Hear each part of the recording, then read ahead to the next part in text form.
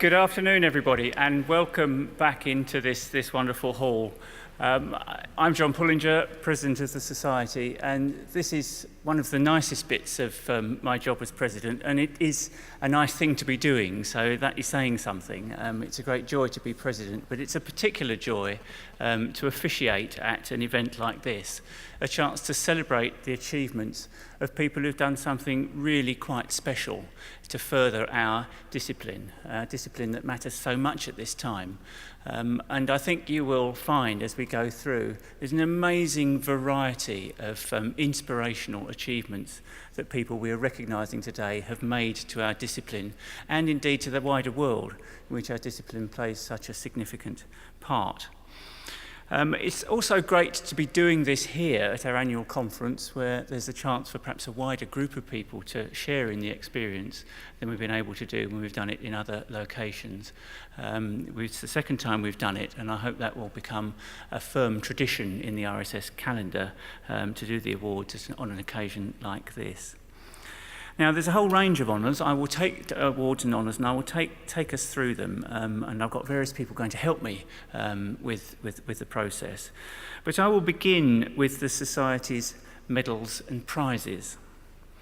And these medals are named after distinguished statistician William Guy, who was president significantly more than 100 years ago. And they're intended to encourage the cultivation of statistics in scientific contexts and promote the application of numbers to the solution of important problems in all the relations of life in which the numerical method can be employed.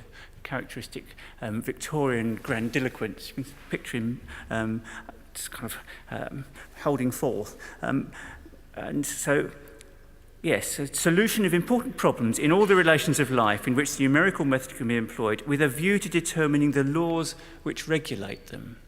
So, statistics making a difference to all of us. So I'll begin with the Guy Medal in Gold. The Guy Medal in Gold is awarded to a Fellow of the Society judged to have merited a signal mark of distinction by reason of innovative contributions to the theory or application of statistics. The Guy Medal in Gold is awarded to Sir John Kingman for his fundamental contributions to stochastic processes in four main areas: heavy traffic queuing theory, regenerative phenomena, subadditive ergodic theory, and mathematical population genetics. His work has been simultaneously fundamental to the mathematics of stochastic processes and highly influential for a wide range of application areas. We're sorry that John's unable to join us tonight, but I know I've got an opportunity not far distant to present the award to him at another occasion. So, let us congratulate John in his absence, a fantastic contributor to our profession.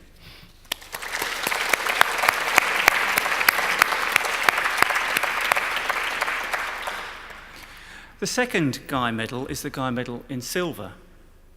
The Silver Medal is awarded annually to any fellow for a paper or papers of special merit communicated to the Society at its ordinary meetings or published in any of its journals.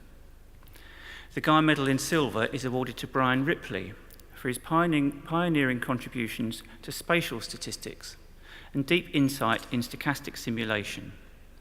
His two highly influential papers, Modelling Spatial Patterns and Neural Networks and Related Methods for Classification, read to the Society in 1977 and 1994 respectively, and his pivotal role in the open source R environment for statistical computing and data analysis. And in some ways it's quite fitting that the very last presenter in this room was himself lauding the value of R to the new generation of people making best use of open data sets coming out of government. Now, I'm sorry that Brian's not able to join us today, but we will also award him the medal on another occasion. But congratulations to Brian.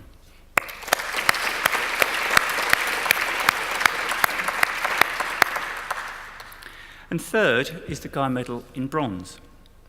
The Bronze Medal is awarded annually to fellows or to non-fellows who are members of a section or a local group for a paper or papers read to any section or local group or at any society conference, or published in any of its journals. Preference is given to people under the age of 35. The Guy Medal in Bronze is awarded to Piotr Fryzlewicz for his significant contribution to time series research as the originator of the Hart-Fitts transform, and in particular for his two papers, Hart-Fitts estimation of evolutionary wavelet spectra and GOS-8 X-ray sensor variance stabilization, using the multi-scale data-driven Hart-Fitts transform, published in the Society's journals in 2006 and 2007. Piotr is here to collect his award. Please come forward.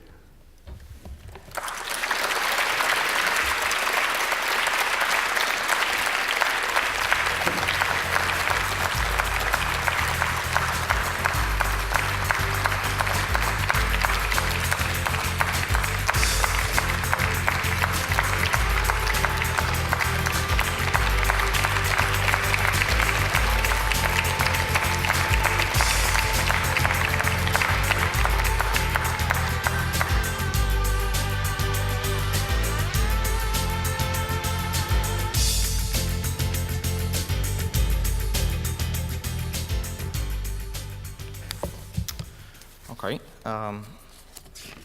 there we are. I wanted to say that I'm extremely grateful to the Royal Statistical Society for this great award, which is, I managed to already close it, but let me open it again. It's, of course, a fantastic recognition, and it was, of course, completely unexpected, to the point that when I received a letter from the RSS, I was sure that it was a subscription reminder or something similar. I just want to explain the name of the name Hart-Fitts. The name combines the names of two great mathematicians, Alfred Haar, 1885-1933, a Jewish Hungarian mathematician, according to Wikipedia, who already had a different but related Haar transform to his name, and Marek Fish, 1910-1963, a Polish probabilist, for whom it was the first time to have his name associated with a transform. And there are two very brief anecdotes I wanted to recall in relation to this name. Shortly after the transform was first published, in fact, I received an email from Alexander Fish, Marek Fish's son, thanking me for publicizing his father's name in this way and for disseminating his work. I thought it was rather unique, and I can only regret not having taken proper care of this email, which got lost in the course of my many job changes since then. At around the same time, rather more embarrassingly, a former co-author of mine confessed that he had originally misunderstood the name of the procedure. He thought I had called it Fryz from the first four letters of my surname, which he thought, of course, was very pretentious of me. Even though I didn't, it wasn't really my fault. I remember having felt embarrassed anyway. And finally, on a more serious note, I'd like to take this opportunity to thank some people who had, in various ways and many stages, shaped me as an academic, sometimes not necessarily knowingly. They include my Polish teachers, among others, Professors Romanowicz, Bogdan, Ryl-Nardzewski, and Janicki. My PhD supervisor, Professor Nason, who's here. Professors Green and Silverman, also from Bristol, at least at that time. And my current colleagues, Professor Yao and Skinner. This list of names could go on for much longer, but this is probably all I have time for here. So thank you very much again to the RSS for this great award.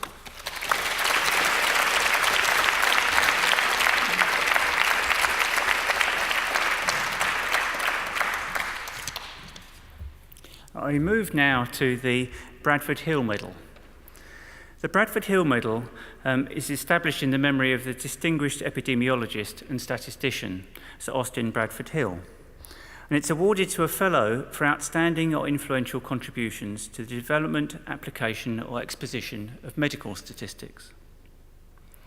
The Bradford Hill Medal is awarded to Paddy Farrington for his extensive contributions to the theory and practice of medical research, in particular, the development of the self-controlled case series method to estimate adverse reactions to vaccines, and the development of a widely used algorithm for detecting infectious disease outbreaks. Paddy, I've seen him. He's here somewhere. Please come and collect your award.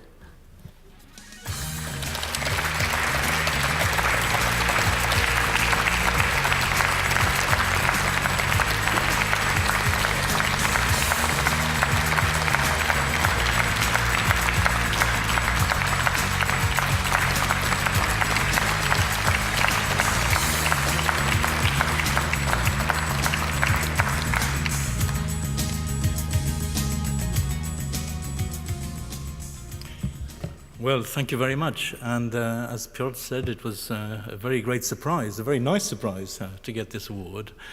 All the more surprising since most of my work has been in infectious diseases, which is, in a sense, a sort of relatively small sub-area of medical statistics. So I thought that was very good. But it also, one inevitably feels humbled on an occasion like this in view of the number of people who've actually contributed to my work over the years. I suppose that's true of all academic disciplines, but particularly of statistics. And so I'd like to just say a few words of thanks to all my collaborators over the years, my current colleagues at the Open University, several of which are here today, and my colleagues prior to that at what is now Public Health England, who contributed in an immense way to the ideas and inspirations that developed my work. I should also thank, I can't name all the people, but there are three in particular that I wanted to highlight. First of all is my partner, Kathy, who 25 years ago told me I really needed to get a proper job. And this is under her influence that I decided to take some evening classes in statistics. And that was the start of this process. And then the two people who actually gave me my first job as a statistician in 1988, Paul Fine and Elizabeth Miller, at a time when I had no qualifications in statistics. I'd never been a statistician. I'd never analyzed a medical data set. And I thank them hugely for their recklessness, which I think today would be totally impossible given all the rules that govern appointments. So anyway, those are three people who contributed in a very important way to the present. It's also humbling because it's slightly sort of unusual to be given a prize. In fact, the last time I was given an academic prize was when I was a student at the University of Aberdeen. And the prize was named after the Scottish mathematician John Alexander III. And I always thought that being given the third prize was maybe a slightly ambiguous honor, and one which I couldn't feel I could easily boast about. But this doesn't apply to the Bradford Hill medal, which I'm very grateful for again. Thank you very much.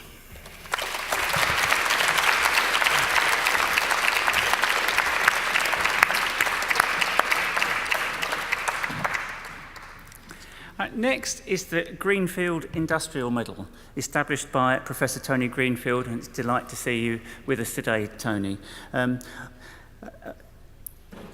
Tony is an author and research consultant in business and industrial statistics, and has offered this prize for outstanding contributions to the effective application of statistical methods to the manufacturing and allied industries. The Greenfield Industrial Medal is awarded to Ron Kennett for his extensive work in the development and application of statistics in business and industry, and in recognition of his significant and sustained contributions as author, teacher, and active practitioner. Through his consulting work, he has promoted the use of statistical methods across a wide range of strategic business activities, including Six Sigma quality systems, risk management, and surveys of customers and employees. Ron is here. Please come up and collect your medal.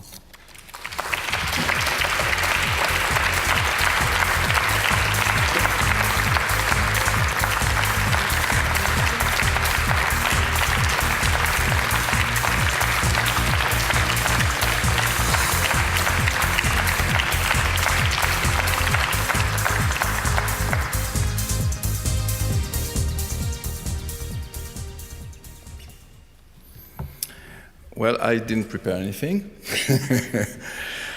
I wanted to be a mathematician. I started in the old Huxley building at Imperial College, which is now part of the V&A. And Statistics 101 was taught by David Cox. And that opened to me something that was really unexpected. The goal of applying quantitative thinking to solve real problems is a challenge that has really pushed me. You need to consider your customers and to listen to what they want and what they say and how they appreciate what you do to be realistic. And living out of statistics has created a different reference framework than what it has been for me in my previous life as an academic. I was really pleased to get this letter. I also thought it had to do with some subscription or something.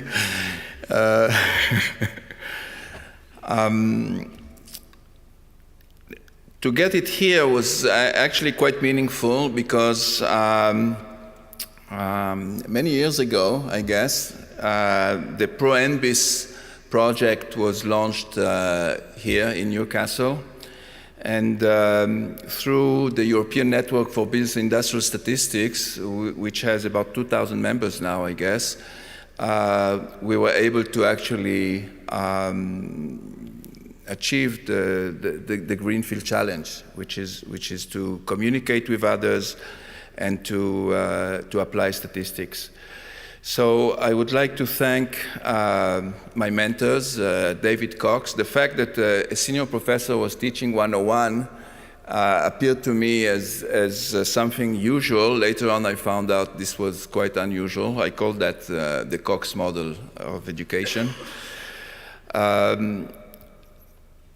My PhD was under Sam Carlin, actually a colleague of Kingman. They had interacted in the past. My friends in NBIS, Shirley Coleman and Tony, who has been a great leader. And finally, I'd like to thank my wife who joined me in this trip. And I think she deserves the medal, actually. Thank you very much.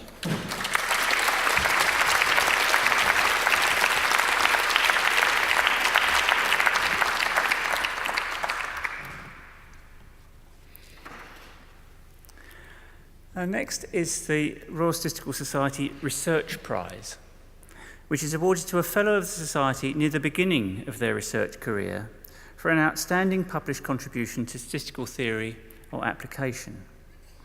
Eligible candidates must be within 8 years of the award of their first degree.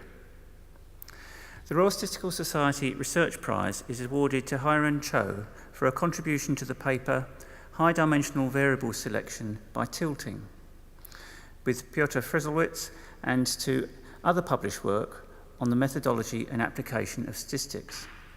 Hiren Cho is here to collect her award. Please come up.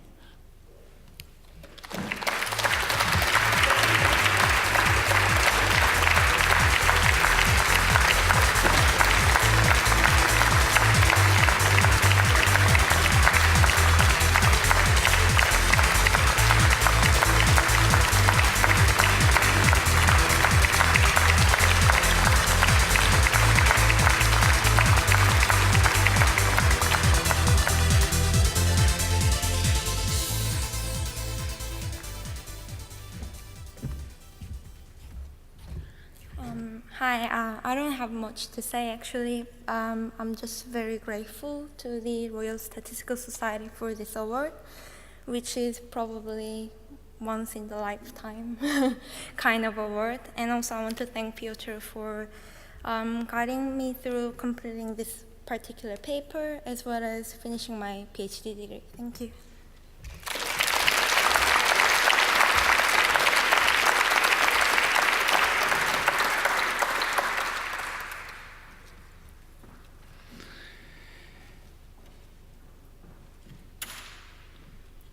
Now, all of the people who are here who have received awards will be making presentations at the conference tomorrow. So do come along to hear a little bit more about what they've done to merit these awards. They're in the programme, so look out for them and do join us at those sessions if you can. Now, the next award is for statistical excellence in the pharmaceutical industry. And this year marks the third year for this award, which is jointly awarded by the Society and statisticians in the pharmaceutical industry. The aim of the award is to recognise an outstanding level of influence on the application of an existing statistical practice or an innovation that has strengthened the quality and efficiency of investigators in the pharmaceutical industry. Robert Cuff is here from PSI to present the award. Robert, do you want to come up?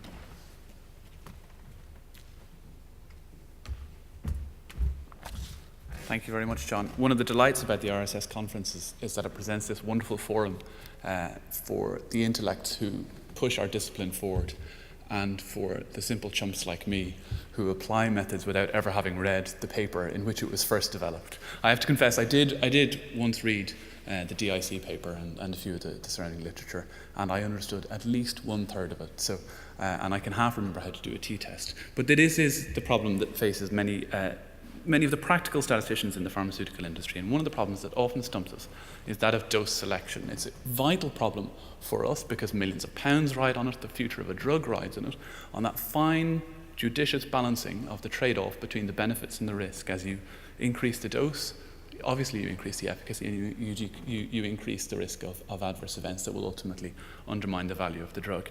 And it's a deeply statistical problem as well. Wringing as much information as you possibly can out of the 2 or 3 doses that we try in any phase 2 clinical trial is a really statistical problem. Trying to understand how you choose between the multiple possible parameterizations of the shape of the curve, of the dose response curve, is statistical, and how do you deal with the multiplicity problems that presents. But as we've heard today in a number of talks, it's not just enough to do work to advance the field and to understand these problems better. You need to communicate them, and you need to get the methodology out there. And the winner of this year's award is somebody who addressed the problems that I've just mentioned, but also coded them up, put them in a package that could go into R, along with a suite of other functions that now support, I understand, a substantial proportion of the dose ranging work that goes on in Novartis and is available on CRAN. So it's a great pleasure to recognise somebody who has not just advanced our field, but has also had kind of the oomph and the dedication to get the methodology out there and to get it used and to improve the way that we do our dose ranging and make our dose decisions. And so it's a total delight to recognise Bjorn Bornkamp for his work on the R package I discussed, and to invite him up to the stage to receive his award.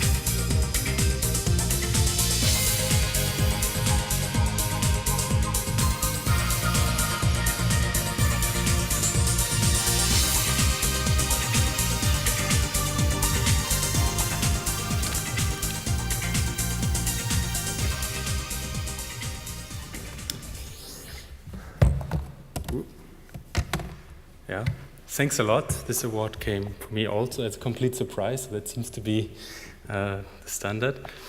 I would like to thank my main 2 collaborators with whom I've worked on this dose-finding MCP-mod problem in the last 8 years, which are Frank Bretz and Jose Pineros, colleagues of mine. And we worked together as a team. I was the main person in implementing the R code, but this was really a team effort.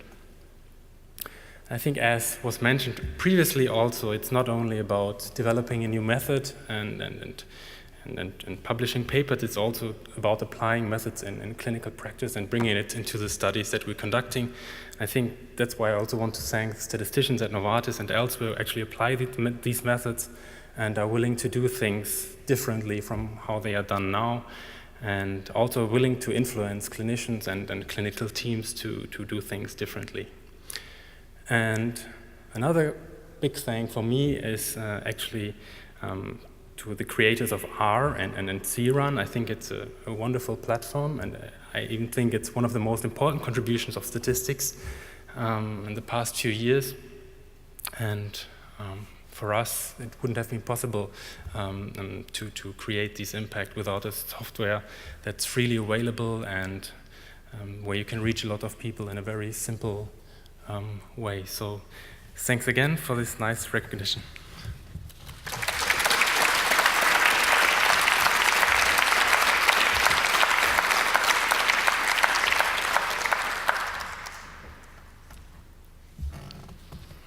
We come now to our awards for statistical excellence in journalism. And we're now in our 7th year of doing these, and the aim is to encourage excellence in journalists' use of statistics to question, analyse and investigate the issues that affect society at large, and thereby, hopefully, help us as citizens to hold decision makers in all sectors to account. Through accessible communication of complex information, highlighting of success and exposure of important missing information. Jenny Freeman, our Vice President for External Affairs, is here to help announce these awards. Jenny.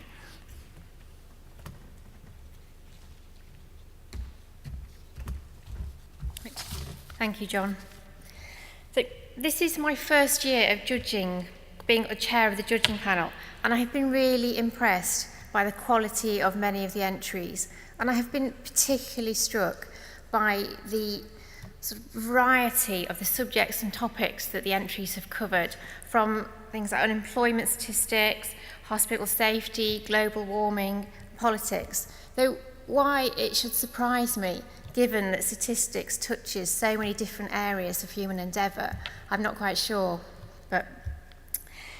And it has been really interesting to judge them, and it's been a pleasure to do that because of the quality of the entries and the interest that journalists have shown. Now, it is clear that our awards are seen as prestigious. As John said, this is now the 7th year, and many journalists see them as a badge of honour. They're really proud of receiving them, and there's quite a lot of competition that goes on between them. And for example, Simon Rogers, who last year won the award in the online journalism category for the Guardian data blog, he's now with Twitter. He recently published a book, and on his book jacket, one of the main things that he said was that he highlighted his RSS award. So, it gives him this kind of legitimacy as a data journalist. And I suppose at that point, having mentioned his book, I should say its title, which is Facts Are Sacred. Now, this year, the Journalism Awards, the 7th year, it's the second highest number of entries we've ever had. We've had 50 entries. It's huge, and there's been growing and growing interest in them.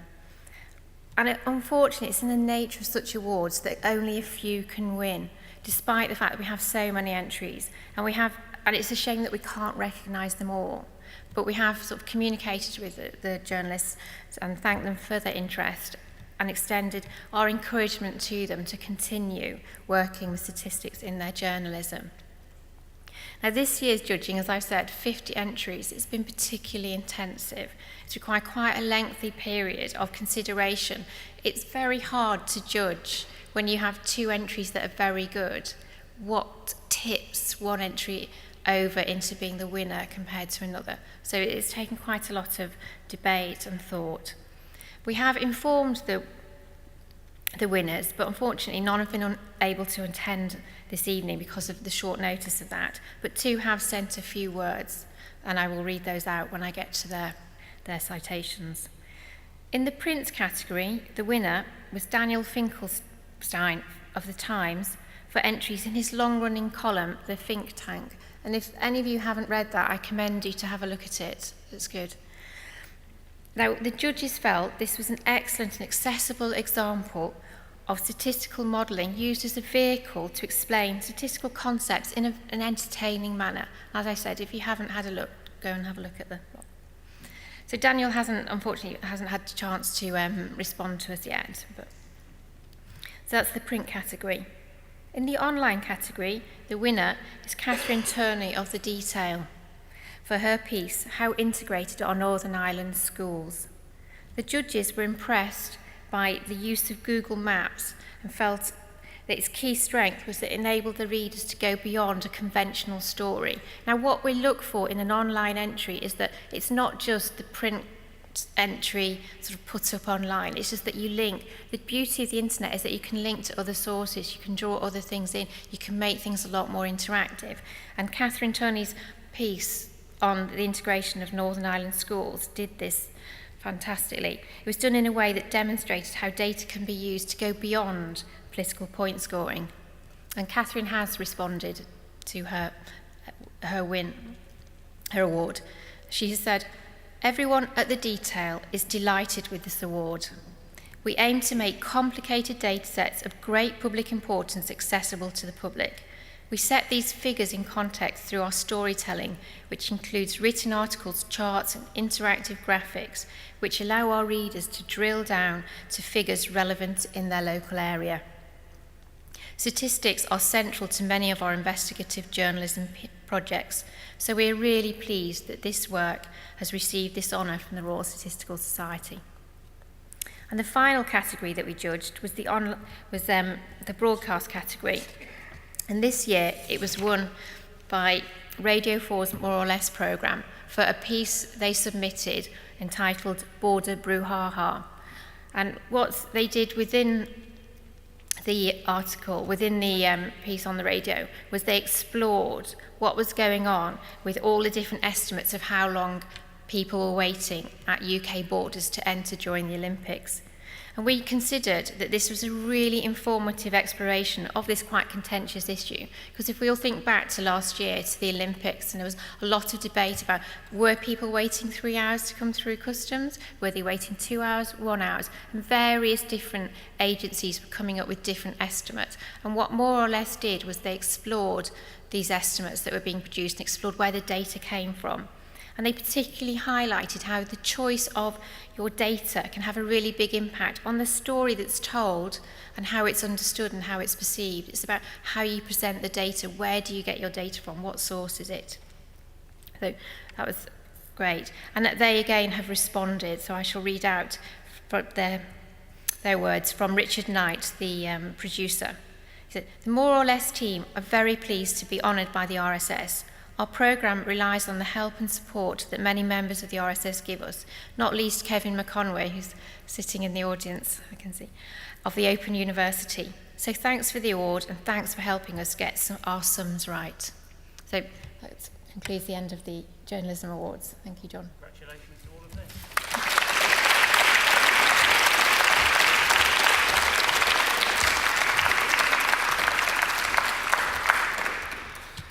And thank you, Jenny. And we come finally to the Awards for Excellence in Official Statistics. And this is the fourth time we've offered awards in this category, rewarding good practice in this field, focusing on meeting the needs of the full range of users. This year, we asked for examples of excellent presentation and of innovative statistical practices which have improved the experience for people using the data. And Jill Leyland, who chaired the judging panel, is here to help present the awards and explain what happened. Jill.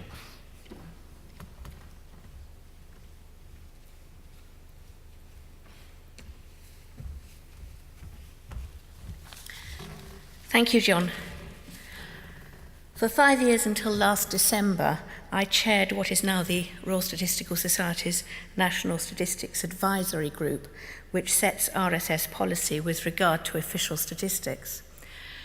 And quite often in that capacity, I and my colleagues found ourselves having to complain, criticise, say what could be better about the UK's official statistics.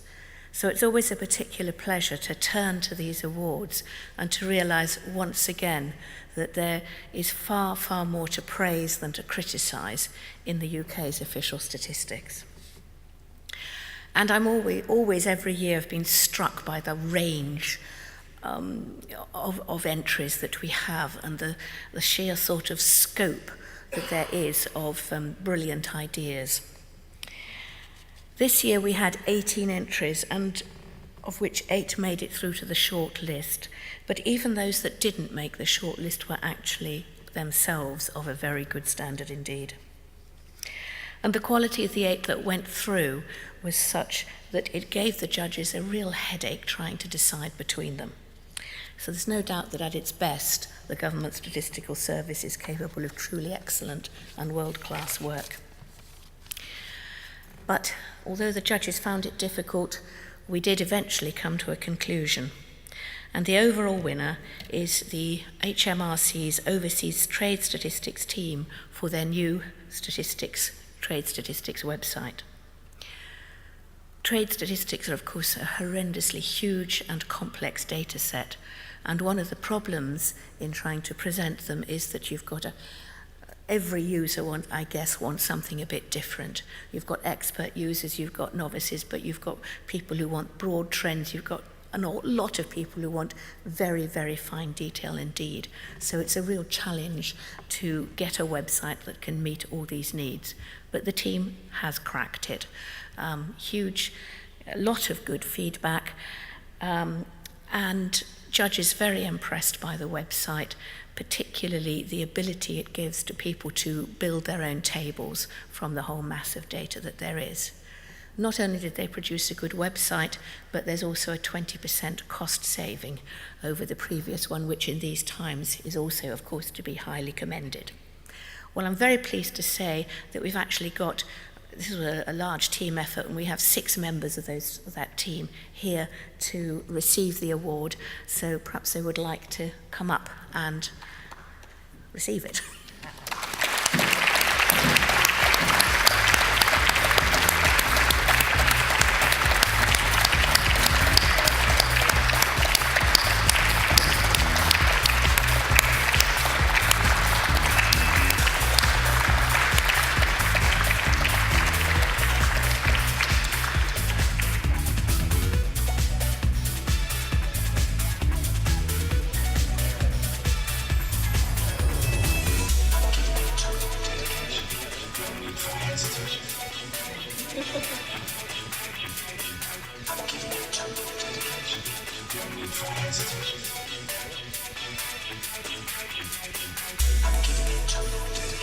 Do you want me to go?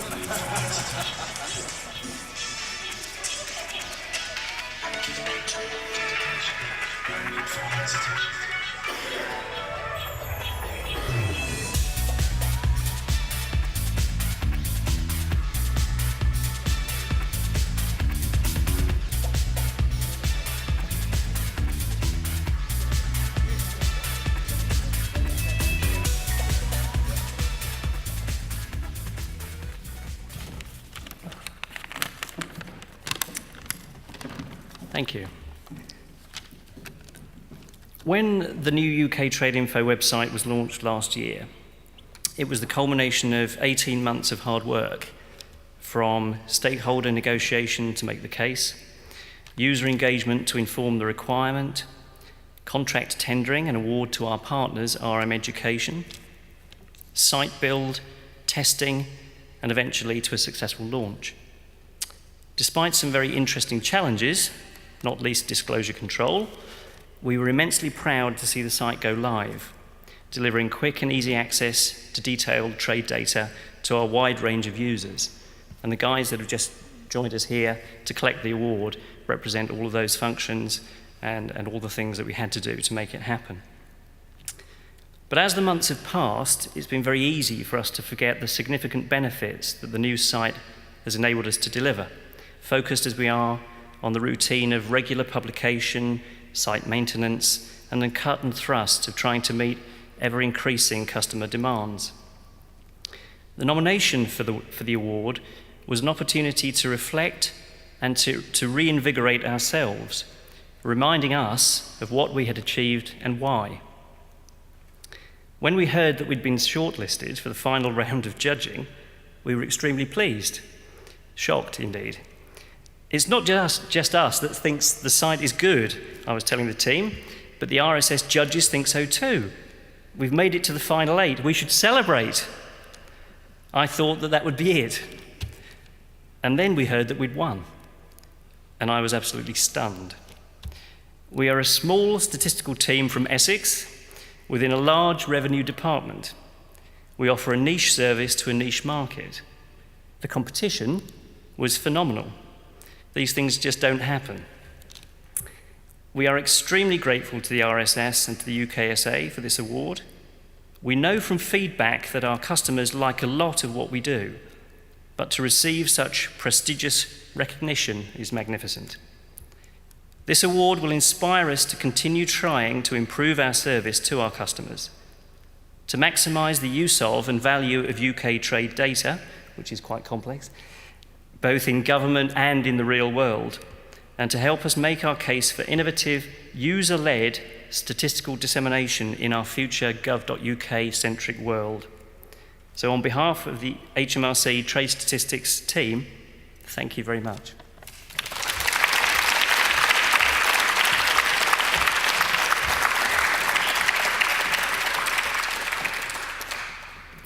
Well, as well as an overall winner, we decided to award 2 runners-up certificates.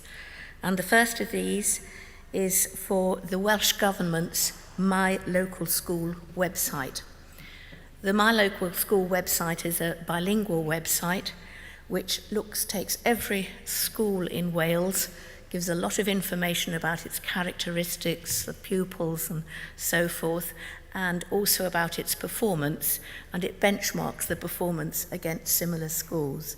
It's really a lovely website to use. I certainly enjoyed playing with it. And it's really is genuinely intuitive. You often see things that claim to be intuitive, but they're not always, particularly people of my age who grew up before the Silicon Chip Revolution. This one genuinely is. So, and indeed, one of the members of the organising committee has been a school governor, and he said it really would have been wonderful if we'd been able to have information like this for my school. So this is a website that's been huge, got high praise from schools, parents, teachers, governors, local authorities and media. And I think this is the first time that a devolved administration has won one of these awards, so that's also good. Bill Oates and Alan Lee of the Welsh Government are here to receive the award, I believe, yes.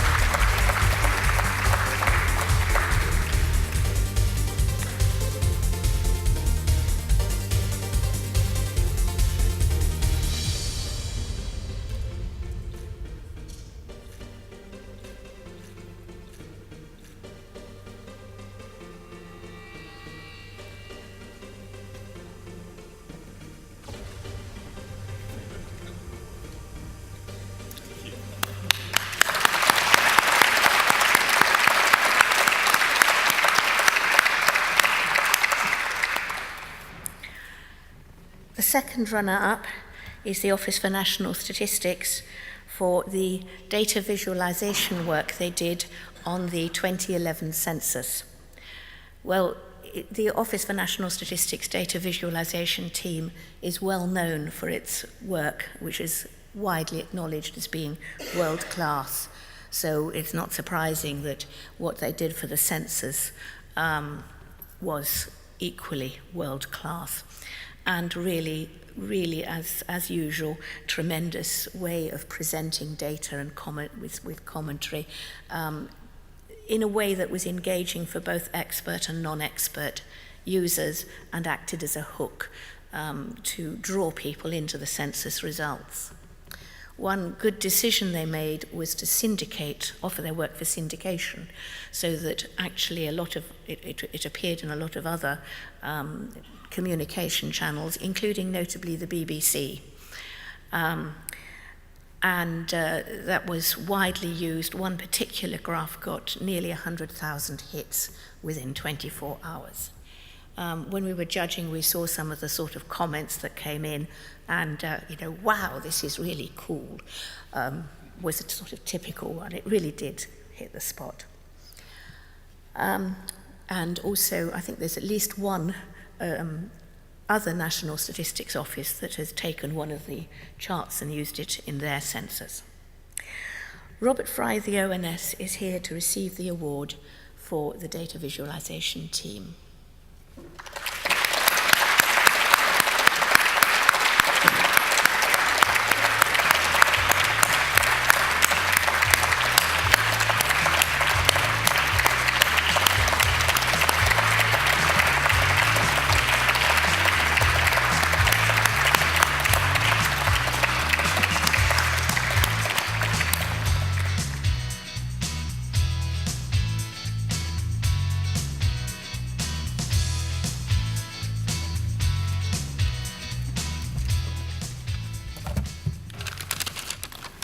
I think you've stolen half my speech, but I'd like to say thank you for the award from the whole team. We're honoured to accept this award, and it's really the icing on the cake for this work.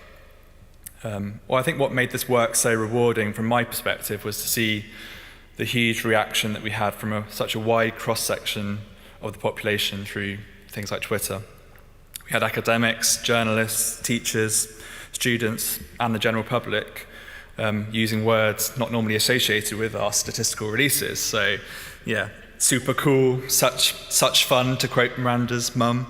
Fascinating, pictures that paint 1,000 words. Wow. But yeah, this wouldn't have been possible without the support of our data journalist colleagues. By working with The Guardian, Telegraph, BBC, they were able to syndicate our work. And actually the later maps which were released, I think we had something like 3 million views of those, about 500,000 unique visitors. So that was it's kind of good that we had that outreach. And yeah, just a shameless plug as well that we have more visualizations coming out in the near future as the census releases still trickle out. Yeah, thanks. Thank you.